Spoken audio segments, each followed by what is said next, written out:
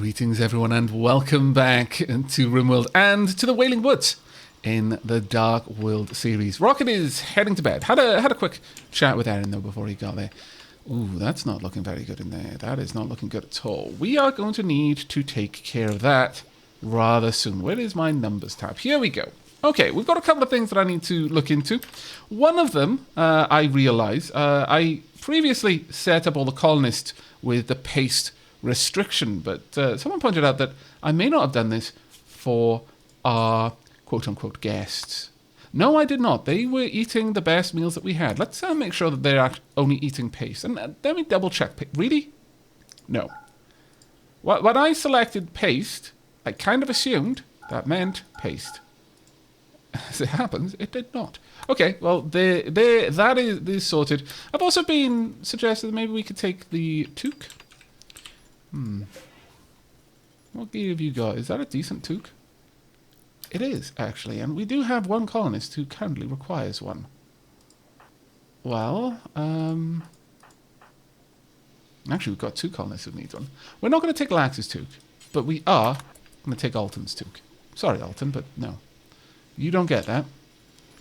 There we go. I mean, this is going to strip Alton right down, which is not exactly the best thing to do. A cloth jacket there. Jack told a joke about Iquaz to Rocket. That's quite nice of you. Rocket, I would like you to force weigh that, but can we just at least haul it? No. Okay, then, well, I guess you're going to force weigh it, and then I'll just remove the force weigh on that one. If we go into assign, we can clear forced. Rocket should keep it on since it's a fine piece of headwear. Alton, I really hope you wake up and put these clothes on. Like, super hope you wake up. Perhaps I should have waited until Alton was awake and moving around, because this may actually lead to Alton dying. That is really not what I meant to do. This is going to be hopelessly cold for you. That was a bit of a mistake there. I wish I could have forced them to remove a specific piece of gear. Okay, well, we're not going to be able to take care of that. We're not going to be able to undo it. Hopefully someone can take care of them. We might have to put a heater in here. As much as I'm not fond of that idea. Pop down this there. Sure, we'll pop in a heater just for now. Go ahead. Let's get an actual heater in there. That'll be the only heated room, but the rest of us don't actually need it. Well, that being said, we do have a fire, I suppose, so that's not so bad. Okay, thank you very much, Erin, getting all of this taken care of. I'm going to leave those clothes there for the time being, since that will help us out ultimately. Right, if we go back to the numbers mod, we can select wild animals. And from here we can see that we've got some rats, a turkey, a hare, and an ibex ram. I would like them hunted. Everything else, no, not yet. Though I am reasonably interested in getting rid of that bear. It's stalking outside, and as much as we've got available food for it, it seems to be only a matter of time before that gets worse. Now, there are a couple of other problems that I imagine the group here have immediately seen to. One, we named this... Speak of the devil, and it shall appear. Okay, pop inside, Buttercup. Where's everyone else? Rocket, Leaf, Buttercup, Red Warp, Erin. Everyone is accounted for. Locking this door. Okay, but as I was saying, there's a couple of things that we need to address. First and foremost, right after, or in fact, just before, Erin named the colony, the settlement here, the Wailing Woods, the woods died. This is going to be something that's going to be a constant problem for us. It's 1 degree outside, which is actually quite balmy for this region, but we are going to expect sub-zero temperatures for most of the year, if not the vast majority of it. That means trees aren't going to grow. There's very little light outside. Pretty much things outside aren't going to grow. Oh, wow. That bear may actually bleed. Oh, the Warg and the bear took each other out. This is fantastic news. But this is going to be a constant problem for us. One that we're going to need to address. We're only going to be able to grow things with our own light. With the sun lamp or the ultraviolet light that we have available. Trees are going to also be subject to that. Now, the problem with this is that a tree does not grow indoors. We can't make hydroponics for trees, so we're going to have to get a little bit more clever. We're going to have an outdoors place, which is sub-zero, that is warm enough and well lit enough to grow a tree. We've got more or less one option for that, and that is growing trees in a mostly indoors area. Maybe open the roof just at the point where we're going to grow a tree and rely on the prodigious amount of heat that a geothermal produces to overwhelm the cooling effect of having a few tiles open to the elements. That may work for us, but it does probably imply that we're not going to be able to siphon off as much heat from the geotherm as I would have liked. We're going to have to see where that goes. Or we'll just let you die on your own, frankly. Have we got that warg? Oh, fantastic. A warg to butcher. I am going to set this to forever. We need the meat. Right now, we don't even have paste, actually, due to the lack there. And that is going to be something that we're going to feel very, very soon. Ooh, okay, I thought you were going to... I thought that was Leaf heading off to feed the warg to the prisoners. That I would not have been a very big fan of that one. But there we are. We should get this up and running. Hopefully we can get all of this sorted out. We've got a reasonable amount of light in this tile, but let's go ahead and add a little bit more as well. For those times when they want to chill out right next to the... and play a little bit of chess. I think one of the other things we can do is get this place in more of a compartment. So we're going to add another door down here. There we go. Another steel right there. Now, can we already produce sculptor's table? We can make stone. That is probably well worth us doing. So let's get down a... Ooh, wait, I just made... I'm fairly certain a wooden stonecutter's table. That is not what I want. I want a steel one specifically. It's going to take a good chunk of steel, but it'll be worth it. Furthermore, as much as I would love to build that, we're not going to. We're going to make a steel dining chair. There we are. We may eventually have to break down these wooden dining chairs to get something a little bit more appropriate out of them. But at the very least, we've got a decent chunk of meat in there. Lax, the Raider Chief, is fully healed. This is fantastic. Let's have a quick check on Lax. What are your needs right now? Slept in the cold, ratty apparel, awful barrack, ate awful meal, slept on the ground, unsightly environment, and you're hungry. Well, hopefully we can take care of that for you. In terms of your abilities, you're a compulsive liar. You're tough, you're neurotic. This seems in keeping with what we've learned about the others and their society, honestly. Or at least Lax's tribe. You're incapable of dumb labour or social. Nevertheless, you seem to have been getting a little bit closer with some of our colonists. Well, we could possibly try for a recruitment, but I just don't feel that you're going to be a good fit for us. You're decent at crafting, you're decent with animals, and you're actually quite intellectual, which is a bit of a surprise. Decent combat skills, but then that's to be expected. You were an avid learner. We obviously discovered this through our conversations with Lax, specifically Buttercup learning not only about Lax's sexual prowess, but also about their childhood. Lax was curious about everything. While other children played games, Lax pestered the tribal elders and shamans with questions. She learned all he could. Okay. About ancient technology, tribal law, and weapons. But he never learned much about making friends. And as a tribal raider chief, Lax is well known for her cunning plans and skillful traps. She's never afraid to sacrifice a few pawns to capture an important target. Her name has been linked more than once to strategies that overcame overwhelming odds. I mean, this would be quite nice. You're incapable of social, and yet you've got such big bonuses to social. No, ultimately, I think Lax, it's been interesting. We've learned quite a lot from you. But we are going to release Lax. We are not going to execute Lax. Goodbye, Lax. Now, Alton, on the other hand, minor hypothermia. Hopefully we can sort that out. Let's have a... Well, we'll wait for Alton to wake up and we can actually start chatting with you. It's good that Buttercup is releasing you. I think that's actually quite nice. We'll get you out there. Hopefully you don't immediately step on one of the traps, because that would be an awful way for things to end. Rocket chatted with Aaron about the other colonists, and Aaron chatted with Rocket about the other colonists. Okay, well, they shared some rumours. Goodbye, Lax. Hopefully we do not meet you again on the battlefield, but should we, we expect no quarter. Perhaps a growing mutual respect for each other as warriors, but at the end of the day, they will be on opposite ends of the battle, and we will not be holding back, as we expect they would not either. Right, we are going to need some machinery. Let's see if we can't dig this out a little bit over here. That'll be very, very useful indeed.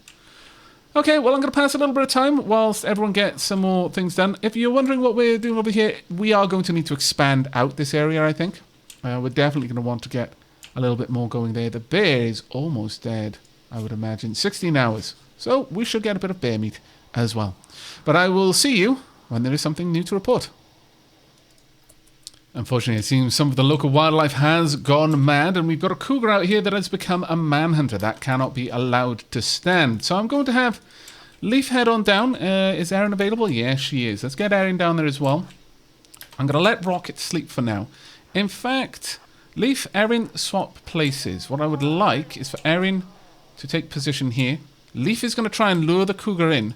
We're going to wait until it's in a decent position for Erin to get a couple of good shots. But that cougar is going to linger outside for a little bit. Right, Leaf, open the door. Hopefully the cougar is going to immediately step over that trap. Yes, it is. And down it goes. Oh, that was nice and easy. Okay, go ahead then. We are going to need that trap repaired. Let's pop this back down and get all of these traps, in fact, set to auto rearm, which I suspect will mean that it will auto rebuild. Now, Rocket is incredibly hungry. How about I wake you up and you can go and grab some food rather than just lying there. Your stomach rumbling all through the night, keeping you up. There we go. That'll do a little bit better. If we can get this built, then I don't mind so much about just digging all of this out, as it's not going to expose the colony itself to any great dips in temperature. And work is continuing on expanding out our room back here. We've already butchered the bear, so we've got plenty of meat. In fact, we've got a little bit of spill over here. It'll be fine. The relatively low temperatures, although not freezing, though it's getting there again, is going to generally mean that we're never going to have to worry about this food. I might never need this. It depends a little bit. We'll have to watch, especially if we're making some long-term supplies like better meals to try and deal with colonists in a poor mood. In fact, on that note, maybe I will queue up one or two. Let's go for 4 simple. Well, no, let's just grab 2 simple meals. These can just be stocked in there for now. And when the time comes, if someone is of a particularly low mood, then we can let them go and have a proper meal rather than having to eat NutriPaste. But for the time being, Rocket is currently working on building a steel dining chair. We're still a little ways away from getting the steel stonecutter's table. But once we have that, then we're going to start being able to rebuild some of these walls with actual stone blocks, which will both preserve our steel supplies and get rid of the just granite chunks that we've got in abundance outside. But also, I believe they're a little bit prettier. In fact, we can quickly check that if we have a look over here. Yes, a steel wall has no particular beauty to it, whereas I believe a wooden wall does. Buttercup is in a pretty good mood at the moment. Buttercup promised plenty to Alton and asked her to join. Learned a little bit about Alton, have you? Let's have a quick check. So, a female archer, a dreamer. Since her father was often away, Alton took on much responsibility around her home. She learned the value of hard work, but never really had a childhood. Every day, Alton dreamed of leaving her home and exploring the world. Perhaps Buttercup is offering new experiences. Interesting. And she is a sole survivor. Alton lived in a remote tribal village when mechanoid centipedes attacked the home and killed her people. She was the last survivor. Firefighting is disabled. Handling is disabled. And art is disabled. Not much of an artistic dreamer, unfortunately. But all that is disabled for you is animals, artistic, and firefighting. Interesting. You're nimble, which means that you're pretty good at dodging, and your melee does reflect that. And you're an undergrounder. Alton has no need to experience the outdoors or light. She will never feel cooped up or get cabin fever, no matter how long she stays inside. And is not bothered by darkness. Well, that is actually very, very nice. In that case, I can turn this off. Let's disable that. Perhaps Alton would even prefer it. All the comforts of home. Decent intellectual, very good medical. I like that. A high passion for medical. Interesting. Interesting. Alton, maybe there's something a little bit more about Alton. Rocket spread a rumor to Redwall. What kind of rumor did you spread? Let's have a quick look at this. I have no idea. Spread rumors? About who? That's going to be an interesting one. Has Alton started to get close to anyone? Mostly Buttercup. That's understandable. Everyone likes Buttercup. Even people from different cultures find it hard to resist her charms. Are you going to be restocking this? Or oh no, you're cooking a simple meal. Very well, Buttercup. That's actually quite nice of you. We've only got one more that we need. But I will bring you back in a little bit. It's currently the 15th of August, just going into night time proper. Rocket should be up and about, and he's just chilling out, just keeping his mind sharp, playing chess against himself. That always makes me feel a little sad when they're forced to play chess against themselves. Perhaps Rocket is just too good. He's got that kind of mind. Everyone else knows there's no point in playing against Rocket when it comes to chess. Just no, or maybe it's the opposite. Maybe Rocket is an incredibly sore loser. We'll have to find out, perhaps, as we get to know the colonists a little better. But that is going to be it for now. We're going to move forward a little bit, and I'll bring you back when there's something to report. Okay, we have managed to finish our stone cutting table. Now, the issue here is that all of our stones are quite far away, and I would like to try and improve that a little bit, but I don't want to bring all of the stones into our little area here, because that is going to drastically reduce the quality of the area. Oh, well, it never rings but it pours. We've got a raid outside. A group of tribespeople from the Camino of the Expanse have arrived nearby. They are attacking immediately. Well, before we let that happen, the Camino of the Expanse.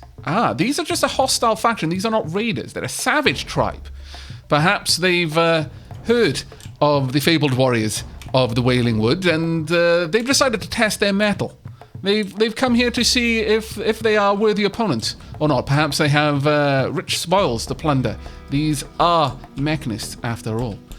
Who knows what kinds of ancient artifacts they've managed to already unearth or have constructed themselves. Right, okay, well, given this, Erin, we're going to need you down here right away. Where is Rocket? Rocket, I'm afraid you're going to have to wake up on this one. They are likely to approach from this direction. Well, let's get a couple of shots in early. Rocket down there. Erin, you can move... well, actually, Rocket, perhaps you can head down there. Erin, over here. Leaf, we're going to need you ready.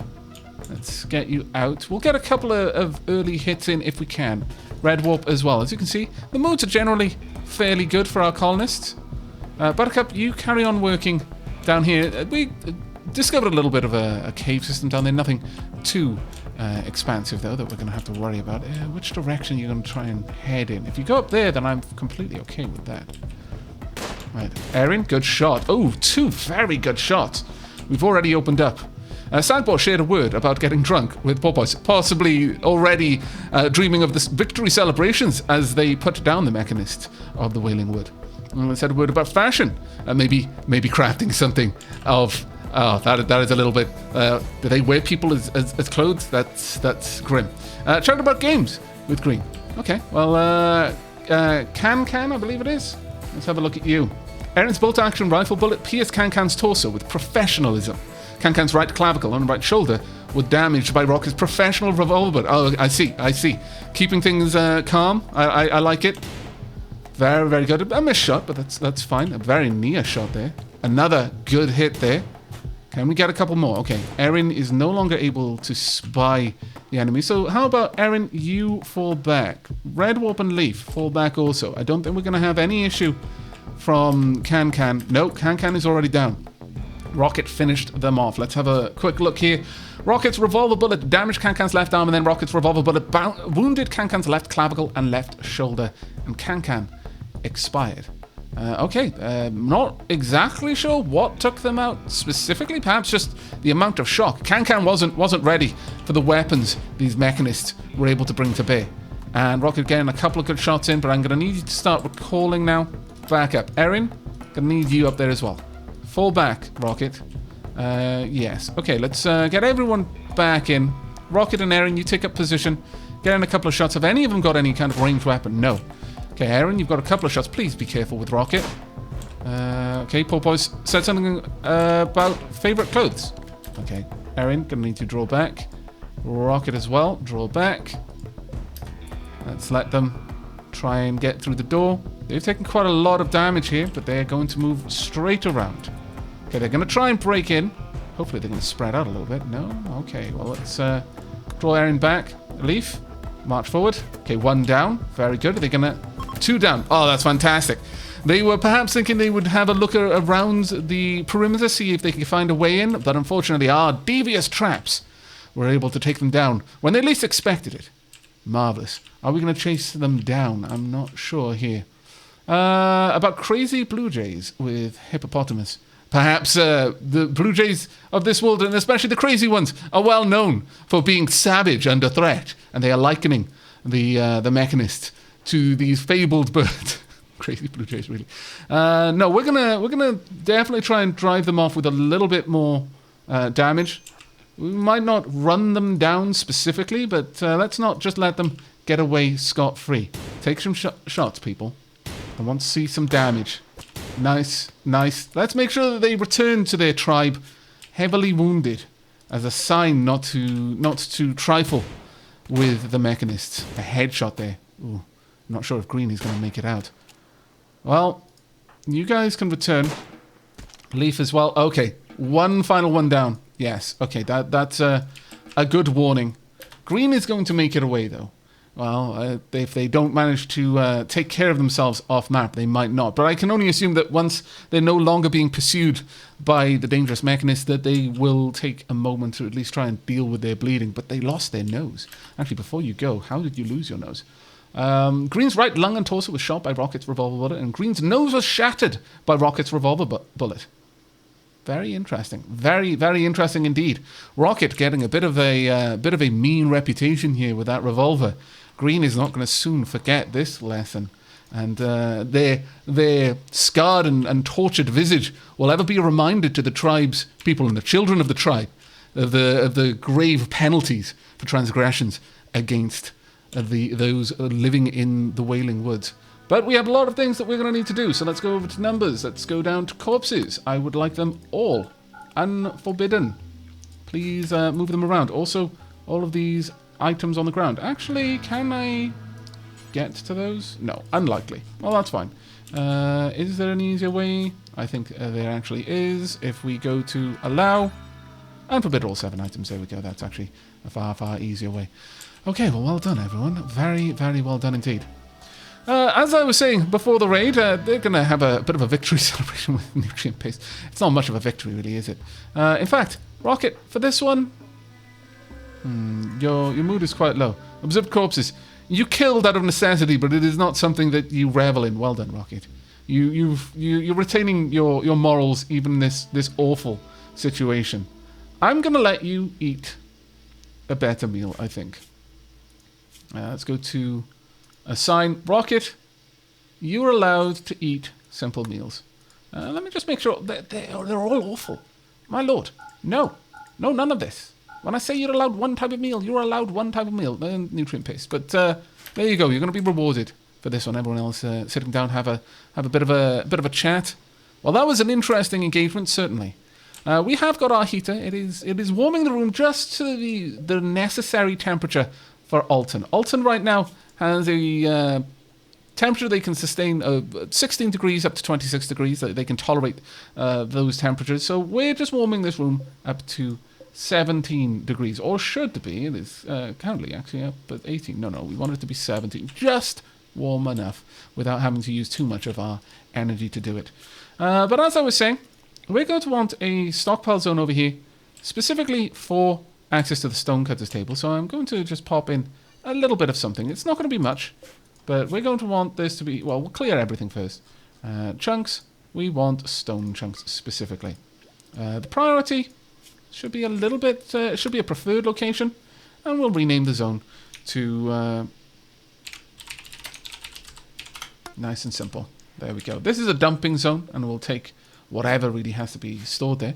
So hopefully we can move a couple of these chunks over. In fact, I'm going to give orders to do so. I'm not sure if this will override. No, unfortunately it doesn't. But hopefully we'll see a couple of those being moved over. We are now going to allow some raw resources. Have we got stone blocks? They are already allowed. Well, that's good enough then. We'll hopefully be able to get all of that sorted. Let's make sure that this little area down here as well, we'll get all of the steel that we can out of this area before we start to expand the butchers out a little bit.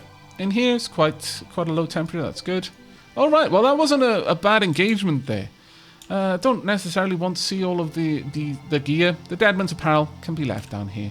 Frankly, we don't need to deal with that, and it's reasonably well isolated. We don't have to look in there if we don't want to, and I don't imagine that our colonists really do want to. So we're going to leave that as is. I'm thinking that perhaps we are going to want to set up. Well, it'll be a steel shelf for the time being, but maybe start gathering some of the weapons from outside rather than let them go to waste. This might not be ideal though. In fact, can we have a dresser? We could have the clothes vault in here. No, I don't think we're going to do that. We're just going to wait for the time being. Most of these items we don't actually care for. I'm going to leave as is. We're starting to burn through our wood supplies quite quickly. I really was expecting to have finished expanding this a lot earlier. We're going to have to see how we can go with that one. But I'm going to pass a little bit of time and let the crew get back to on top of things. We've already gathered all of the corpses, and food is reasonably okay. We could do with a little bit more, I suppose, but for the time being, things seem to be good. So I should be able to get them to do a bit of crafting over the next couple of hours. So I shall see you soon. And here we go. A beautiful low aurora is lighting up the sky. The undulating colours will boost the mood of anyone outside to see them and make the night brighter. Well, that is actually quite nice. During auroras is probably the only time that we would ever really get any reasonable amount of energy from a solar panel. We're not going to build one to take care of the occasional aurora, but this is not a phenomenon that the group here are completely unfamiliar with. It's a well-documented feature of the star while it is in its dark phase that it starts bathing the planet in exotic energies, poorly understood, but a result of that is frequent and quite beautiful auroras in the night sky. Now, our little hive over here is doing quite well for itself, that I'm very happy to see. Let's make sure that these are forbidden. We don't actually want anyone going up there to try and collect them. In fact, I'm tempted to put a little door there just to make sure that we don't accidentally try. We might need to check that one out. At least one colonist currently needs warm clothes. Well, we'll see what we can do, Buttercup, but for the time being, it's not easy. That said, perhaps we could put together a tailor's bench. Let's see. An electric tailor's bench. We could make it out of steel. And perhaps drop this. Maybe we could bury it around here somewhere. Have a little workshop area just kind of tucked together. The stonecrafter and the tailor working opposite shifts, I suppose, or maybe even pop the tailor's bench down here. Though this far away from anything would be more difficult to power. All right, well, certainly an option. We could instead have it up here, maybe, around this area.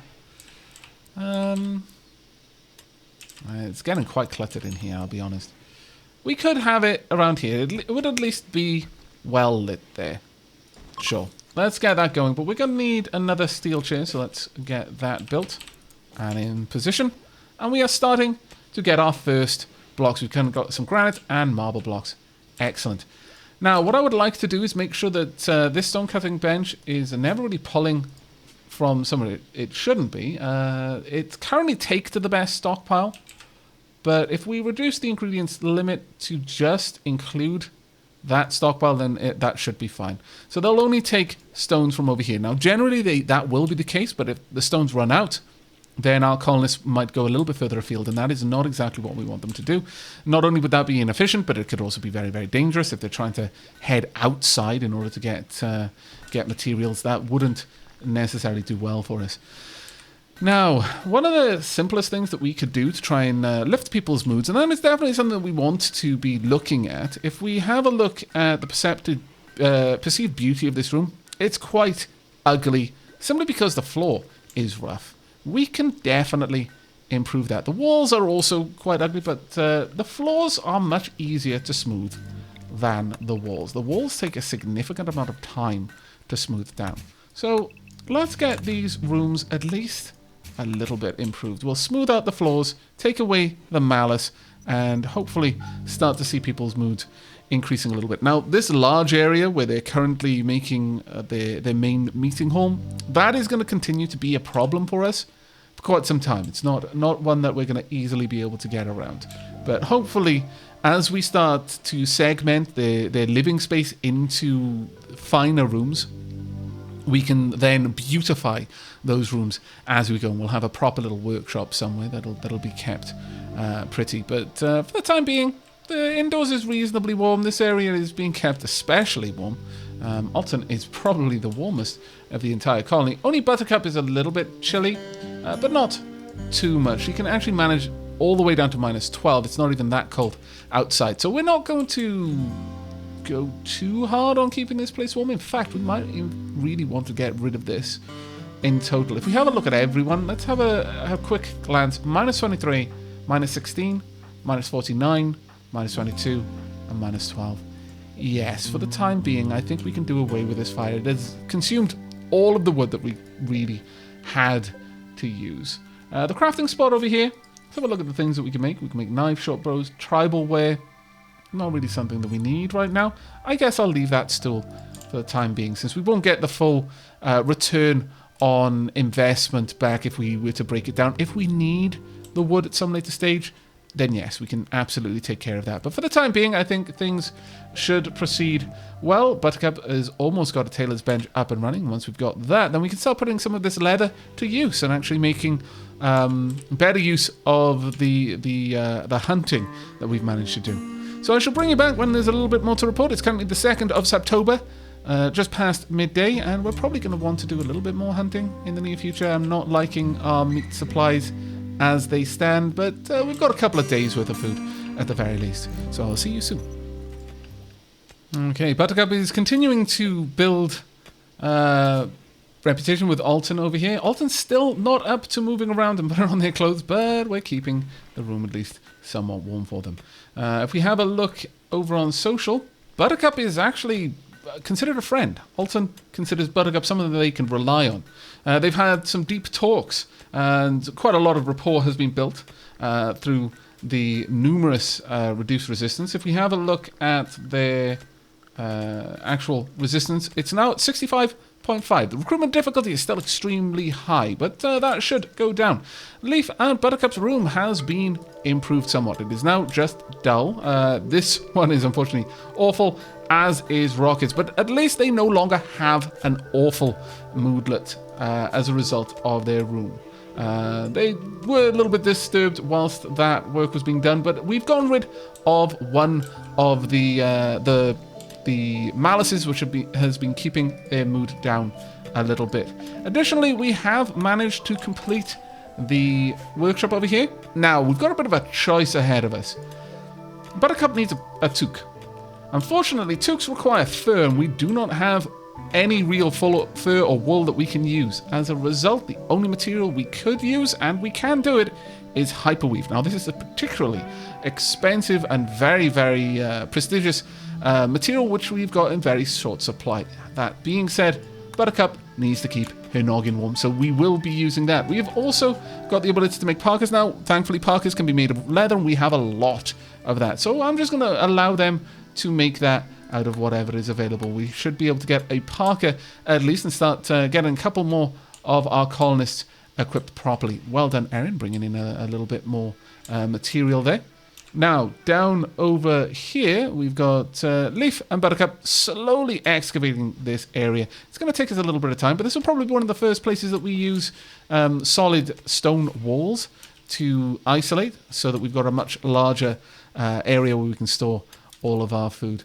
At this point, it probably makes sense for us to go ahead and set up a little storage area specifically for leathers and fur over here. So let's make a small stockpile. We've got some rare thrumbos out there. That's going to be particularly nice. Let's restrict this, clear all.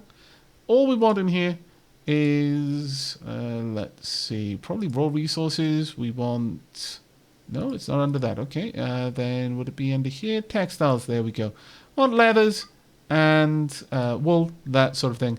There should be a preferred area for it to be stored, and we'll rename this into textile storage. There we go.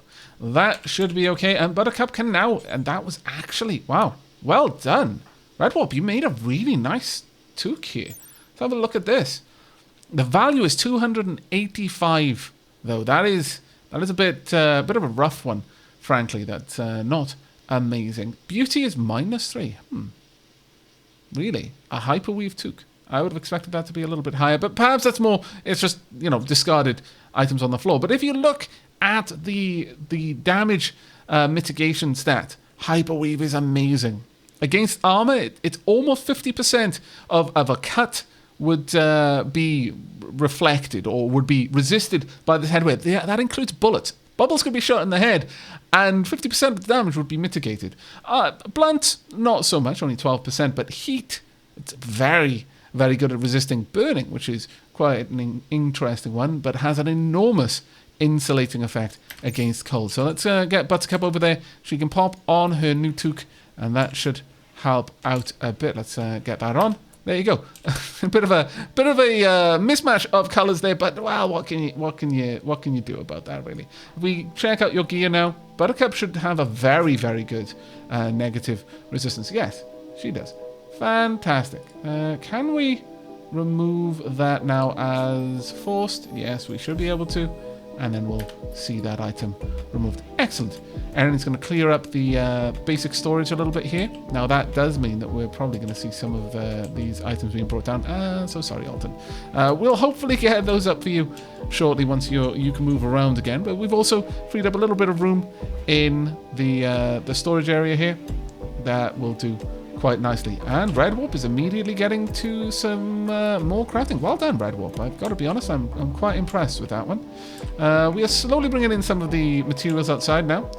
With that, though, let's go through the wildlife on the map. We do not want to find ourselves in a position where there is nothing to hunt when we need it. So let's take out the hares and all of the rats for the time being. Let's just focus on those. That being said, maybe the raccoons as well. Yeah, we'll take down the raccoons as well, but the remainder we're just going to leave it. There are 2 grizzly bears on the map. That is actually terrifying. And we've also got a Thrumbo, such a majestic creature. I imagine that the planet, the Thrumbos are around even when the star isn't asleep, but it remains a rare sight, and perhaps some of the colonists will take heart from seeing this majestic creature roaming their lands. But it is clear that we are going to need to start stockpiling a little bit more food. We definitely need to get more hunting done. Let's get a little bit more mining done as well. Hopefully we can get it all the way down there. That looks like it's just plain old granite. And generally speaking, things aren't going too well. Ooh, Leaf shared a secret with Buttercup. Hopefully it wasn't too juicy. I'm not sure Buttercup will be able to keep a secret like that. Buttercup is too kind. It'll come out at the most awkward of times. Parker is, well, it's got a little bit more time to do. What's Redwarp up to right now? Redwarp is currently just chilling out. Rocket, why? I'd understand if I'd sent it to fish, why you decide to just stand in the swampy terrain, but not necessarily. And Erin, really? What? Erin, I think you're being a little bit overcautious. I don't think the rat is going to be a significant challenge for you, even if it aggressed. So, yeah. As we can see, the animals have been out and about and have been eating what they could from the offerings that we have left out there, just to try and contain their savage fury. Rocket, I don't even. I really don't. Please don't accidentally hit the Thrumbo, because there is no way on this planet that we're going to be able to deal with an angry Thrumbo. That just isn't going to be a thing. But we've got, it's a poor Parker. That's a bit of a shame. Still, even as a poor item, it gives insulation of 28.8. Now, who is going to need that? It's probably going to be you. Currently, you've got your Duster. I think you kind of like the Duster, though, let's be honest. I would be hesitant to give up my Duster too. You've got a Synthra jacket. Oh, actually, I guess the Hyperweave item then goes along with that Cinderite jacket. Well, we'll leave it there for the time being. You can at least pop that on if you feel the need. But we're starting to stockpile some stones over here, so let's go ahead and build out this wall. I think it is high time. So granite wall coming right up. We're gonna isolate this room. We don't want to deal with any potential cold coming in from out there. We'll draw that across, and then we're going to want to get rid of all of these. There we go. That should be fairly quick to do. We've got a reasonable amount of meat stockpile, but it could be a lot better. Let's be perfectly honest with ourselves. We need it to be a lot better. Rocket, please don't, lock yourself in. That would be awful. Does this have any particular beauty? Let's have a look. If we have a look there. No, actually, stone walls don't have beauty, but they don't have a malice either. So that's all right. Smooth walls, however, do. They absolutely do have a beauty factor to them that we will enjoy. Let's make sure the roofs are all set to be built where we want them to be. I don't really care too much about this area, so let's mark that as ignored. But this area should be isolated, yes. Now, if we can get all of that done, that would be... What? Well, this is awkward. Okay, so a grizzly bear just self-tamed. It's a female grizzly bear of the Mechanists, age 13. Let's have a little bit of a look at a grizzly bear then. Move speed is 4.51. Let's compare that to someone like Erin, whose move speed is 4.51. So it's as fast as one of our colonists. Furthermore, its maximum comfortable temperature and minus, both 40s, negative and positive, respectively. Body size 2.15. Carrying capacity can carry 160.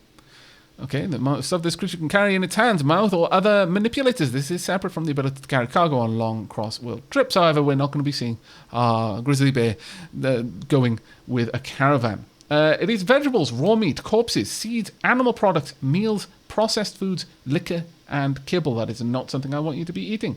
Eating speed is 94%. Leather amounts quite a lot. You'll get bear skin out of it. Life expectancy is 22, so you're middle-aged at the moment. You're in the middle of your life expectancy. It's an awful lot of meat. Minimal handling skill. Have we got anyone who'd be able to handle and train this bear? Trainability, though, is advanced, so it could be trained to do pretty much everything. Let's have a quick look. If we bring up numbers, we should be able to flip over to our colonists and then select a specific skill. So let's go for... I would like that gone. And skills. Animals. Yes, Buttercup would be able to tame it. Well, well, well. Well, well, well. Erin has managed to kill 17 things. Number of creatures you've killed. What about Rocket? The difference between creatures... Erin's hunted more. Rocket has killed more people.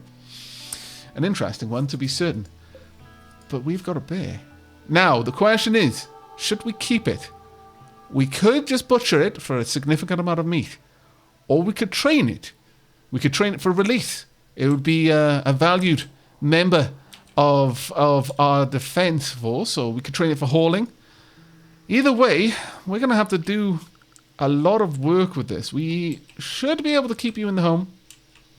But now that makes a little bit more sense.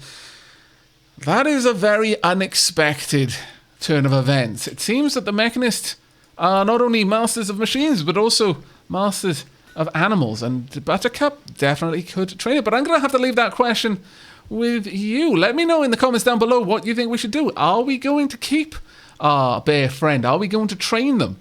Or should we butcher them for the meat and other resources that they represent? Because it is an extra mouth to feed. It is a very, very big mouth to feed, but in its defense, it's not like we're lacking for animals to hunt outside. So, yeah, there's definitely a possibility there. And also, corpses. We could allow our bear friend to help itself to our fallen enemies. There are lots of decisions to be made, but I'm going to leave those decisions for a future episode. Do let me know down in the comments below whether you think we should keep the bear, and if we do, the bear shall, in fact, be renamed. But for now, it's going to remain Grizzly Bear 1, so we don't get attached to something that we later decide to eat. But that's going to be it from me. So until next time, and as always, do take care, everyone.